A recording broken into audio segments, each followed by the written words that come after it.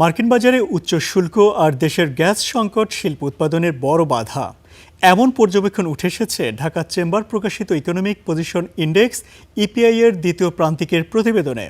শনিবার দুপুরে মতিঝিলের সংগঠনটির কার্যালয়ে আয়োজিত সেমিনারে চলতি অর্থবছরের অক্টোবর ডিসেম্বরের সময়ের জন্য এই প্রতিবেদনটি প্রকাশ করা হয়। এতে কৃষি, শিল্প ও সেবা খাতের সামগ্রিক অর্থনৈতিক পরিস্থিতি তুলে ধরা হয়। এতে বলা হয়েছে, নির্বাচন পরবর্তী রাজনৈতিক সরকার আসার পরও বিনিয়োগে অনীহা ব্যবসায়ীদের মাঝে রয়েছে। এছাড়া তারল্য সংকট ব্যবসা বাণিজ্যের প্রসারের সমস্যা তৈরি করছে।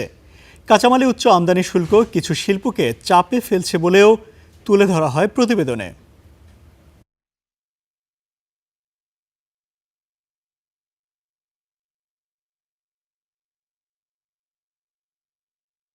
This economic position index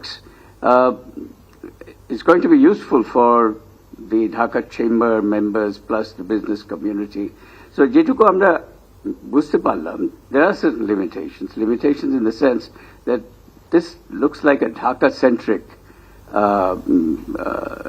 assessment of the state of the economy.